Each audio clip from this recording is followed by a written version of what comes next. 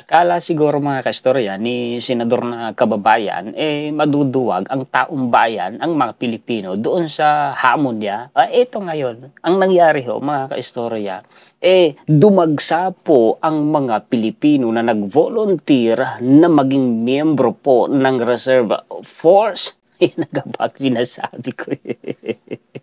Parang gusto ko kasi yatang masubukan ni senador na kababayan ang tapang ng mga Pilipino. Abay subok na po, senador na kababayan, ang tapang ng mga Pilipino sa kasaysayan pa ng Pilipinas. Alam na natin yan na, kasi ito ang nangyari mga kaistorya. Ibinalita ho kasi ng Politico News Yun hong kanyang mga sinabi doon po sa hearing po ng Committee on National Defense sa Senate kung saan ho doon nag-trending yung mga sinabi ni Senator na kababayan. Binabas nga ho siya ngayon mga kaistorya. Sa SOCMED, inaramdaman ho siguro ni kababayang senador. Ipinost pa po niya sa kanya pong Facebook ha. Oo, dalawang post pa nga ho niya mga kaistorya ang nakita ko na para bagang hinahamon talaga niya ang taong bayan At ito po, si senador na kababayan, mukhang ito ho ay tagahanga ni Banat Bay.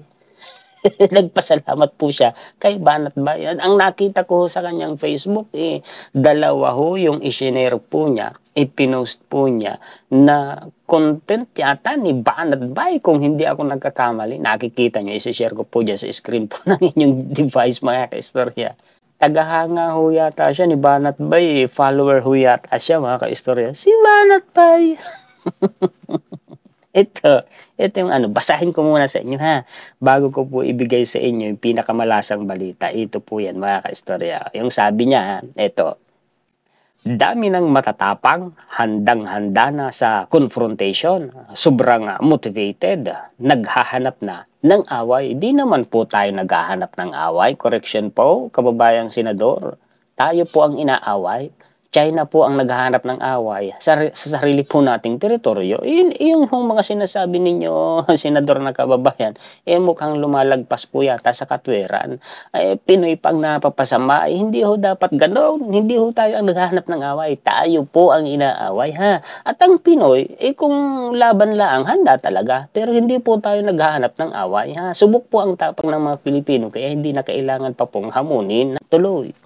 Kaya't hanggang nasa proseso pa lang ang panukalang batas, yung ROTC daw po. Mag-enlist na sa Armed Forces of the Philippines, pasok na sa Navy at Marines para madestino kaagad sa WPS. Ito ngayon, mag-enlist na daw po, magpalista na daw po mga kaistorya.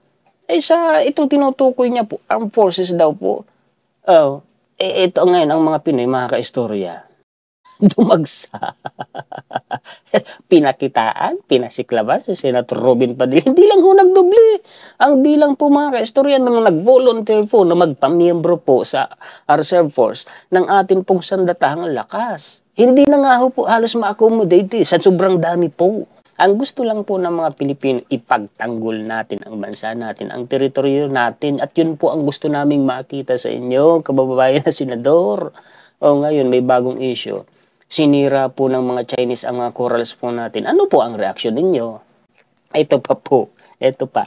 September 13 na po ito. Itong post niya ito. Itong binasa ko sa inyo, September 16 Itong nauna. Ito naman ngayon, September 13 po ito. Itong sabi niya. Bago ka magmatapang, siguraduhin mo muna na makakatayo ka sa sarili mong paa. Dahil pag nag-umpisa ang gulo, ang ipinagmamalaki mo na aalalay sa iyo ay abala na rin sa sarili niyang paa. Parang ang tinutukoy niya dito, ang Amerika na ipinagmamalaki natin na aalalay sa atin So, meaning, ang binabatikos niya dito sa tingin ko, sa palagay ko, ang Amerika. At binabatikos din niya malamang mga kaistorya, ang foreign policy ng ating gobyerno ngayon na baka yung inaasahan mong tutulong sa'yo pag nagkaalanganin, hindi ka naman aalalayan, iiwanan ka sa ere. Baka maging abala ka pa sa kanya. Kasi pag binasa mo sa comment section na ito, mga kaistorya, itong post niya na ito, political issue po ito, ang binabanggit ng mga tao dito WPS At yun din ang tingin ko sa post niya na ito. mga kaistorya. Eh siguro hindi po alam ni Senator Robin Padilla pa, o baka alam niya, ayaw niya lang tanggapin. Kasi nga po sa tingin ko anti-America din po siya. No, yung MDT kasi nire-recognize na po Senator Robin Padilla ng Amerika bilang parte po ng MDT. At saka po, kababayan pong senador, sa MDT po kasi armed attack po. Eh wala pa naman pong ginagamit na armed attack si China. Ha? Pangalawa po, kababayan po na senador, tayo po ay kinakailangan munang humingi ng saklolo sa Amerika bago magamit yung tinatawag po na MDT. Humingi na po ba tayo ng saklolo sa Amerika? Hindi pa ho, kasi wala pa naman pong armed attack. Kahit ho nandiyan ang EDCA, iyan po ay for defense. Hindi lang ho para sa Pilipinas yan, kundi sa buong rehiyon po. Hindi lang po Southeast Asia, kung hindi po Indo-Pacific at pang buong mundo pa. Hindi ho siguro naiintindihan po ni kababayang senador. Mga ka-istorya, kung ano ang magiging implikasyon o resulta kung sakali pong makontrol ni China ang South China Sea. Senator na kababayan, hindi nyo ho ba alam na hindi lang ho sa West Philippine Sea naglagay ng military facility ito pong si China? Meron na po sa Cambodia. Meron na din po sa Djibouti, Africa. At meron na din po siyang security pack sa Solomon Islands. Malaki ang target ni China. Hindi ho siguro alam po iyan ng atin pong kababayan. Sana gamitin ho ang pagre-research dahil malaki naman na po ang access natin ngayon sa internet. Meron po siyang mga advisors at meron din po siyang staff. Tingnan ninyo ang balita ng Politico News. Ang sabi dito let's get it on. Robin Padilla dares hinamon fearless Filipinos to join the military. Defend West Philippines. So hinamon nga ni kababayang senador ang mga Pilipino. Hinamon niya yung matatapang ng mga Pilipino na sumali na daw po sa military at ipagtanggol ang West Philippines. Sabi nga niya para may destino agad sa West Philippines. Sumama ka ho doon. Di ho ba, sabi ho ninyo, sasama kayo kung sakaling magkaalanganin. Sumama ho kayo. Pakita po ninyo ang inyo pong suporta sa atin pong sandatahang lakas sa ating mga kasundaluhan. Huwag na ho ninyong batikusin, huwag na ninyong hanapan ng mali kasi ang may mali ho ang China. Samahan ho ninyo. Ipakita po ninyo, magpalakas man lang ng moral sa atin pong kasundaluhan, yung inyo pong presensya. Ito yung balita, mga ka-istorya. Inquirer.net. September 22, ang sabi po dito, West Philippine Sea dispute may be behind surge in naval force. Reservists. Tingnan ninyo yung termino na surge, ha? Dumagsa daw po. The patriotic fervor due to China's actions in the West Philippine Sea could be one of the factors behind the surge in the number of volunteers joining the Philippine Navy's Reserve Force, said Major General Joseph Ferros Cuision, Commander of the Naval Reserve Command. Siguro ang dahilan kung bakit dumagsa yung mga sumali sa Reserve Force ng Philippine Navy, kasi alam ng mga Pilipino kung ano yung nangyayari dyan sa West Philippine Sea. Yung pagmamahal sa bayan, yun ang naging dahilan kung bakit dumagsa yung mga volunteer sa Reserve Force. These past few years, we've seen a resurgence of volunteers to join the Reserve Force, Cosenset said in a press conference in Camp Aguinaldo to mark the National Reservist Week. Sunod. Maybe they are aware of the news on the WPS that could be one of the factors. Caution said that the Navy even doubled the total number of classes in their 8 training centers nationwide. Dumubli daw po, mga kaistorya. Yung bilang daw po ng mga klase. 8 training daw po yung training centers sa buong bansa. Dumubli. Despite that the volunteers are still overflowing, we could not accommodate them all, he said. Hindi daw po kayang i-accommodate lahat sa sobrang dami. Ayan na, dumagsa, nagpakita po ng tapang ang mga Pilipino. Handa pong ipagtanggol ang bayan. Hindi po handang ipagtanggol ang China, ha? As of June 2023, the Armed Forces of the Philippines Reserve Force is 1,248,009. Dumami nga. Milyon na ho, strong, with 245,758 from the Navy, encouraging volunteers, not a problem for us. There are so many volunteers, even us, without telling them the benefits of joining the service. Hindi po sila iningganyo, ha? Hindi po sila nirecruit. Nagkusa po sila.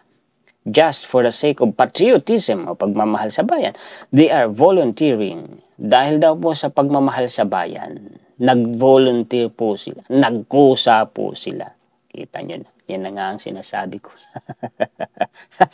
Ito, karagdagang balita. Abay, mukhang lumambot ang tuhod po. Bumait si China sa mga Pinoy. Diyan sa West Philippines. Ano kayang dahilan? Biglang bumait. Totoo kaya? Totoo na kaya yun? Hindi kaya pa kunwari lang, ha? Kasi po, mga kaistorya, ang sabi po sa balita, Chinese Navy ship rescues 2 Filipino fishermen in Spratly Islands.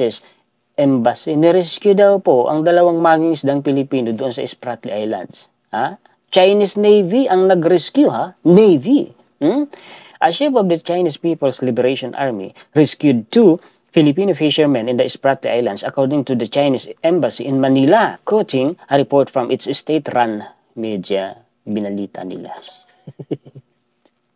In a statement on Friday, the Chinese embassy quoted Xinhua saying that the PLA Navy vessel Aba was approached by the Filipino fishermen seeking help. Lumapit daw po sa kanila yung mga kababayan po nating mangingisda at humihingi ng tulong. Ang isa umano ay nasugatan ng LC, blade ng LC ng bangka, at ang isa naman ay kinakailangan umanong gamutin. Base umano sa report, PLA naval medics examined the wounds and brought the fisherman aboard for further treatment, the report said. While on the ship, PLA naval medics cleansed the fisherman's wounds, stopped the bleeding, and bandaged them all. Ginamot, no? Ginamot yung sugat ng ating mga kababayang mangingisda. The Chinese ship also provided the Filipinos with food, pinakain pa, and medical supplies. Binigyan pa ng mga gamot, including drinking water, kasama ang mga inuming tubig, antibiotics, painkillers. The same report said. The crew later transferred to the fishermen to the Philippine side. The China Coast Guard informed its Philippine counterpart of the rescue via hotline between the two countries. According to Xinhua, the rescue comes as a respite from the ongoing territorial dispute between Manila and Beijing in the South China Sea. Dapat lang naman gumanti sila ng ganyan. Ang nakaraan, na-resupply vessel, hinarangan nila, di ba? Hinabol at hinarangan, nabalaho, dalawa, kung di ako nagkakamali, Chinese Coast Guard o Chinese militia vessels. Sa halip mga kaistor na pagtawanan sila ng ating pong Philippine Coast Guard, tinulungan pa sila. Di, tabla-tabla na, patas na. Kaya lang, ako'y napapaisip, totoo kaya yun. Bukal kaya sa loob, Anyway, maraming salamat, kasi ang pagtulong dapat pasalamatan, Ayan mga kaistorya, ang mga updated na balita na maihahatid sa inyo ng inyong lingkod, Maraming salamat po sa inyong panonood, sa lagi po ninyong pag-antabay at pagsuporta po sa inyong lingkod. Mahalin natin ang bayan natin, ipagtanggol natin ang bayan natin. Mahalin natin muna ang sarili nating bansa bago po natin pahalagahan ang kapakanan ng ibang bansa, lalo na yung China dyan sa West Philippines. Mabuhay po kayo mga kaistorya sa buong mundo. Muli, ako po si Juan Historiador, ang tagakwento ng totoong istorya ng kasaysayan na nagbabalasakit sa kapwa ko Pilipino at nagmamahal sa bayang ito, ang bansang Pilipinas.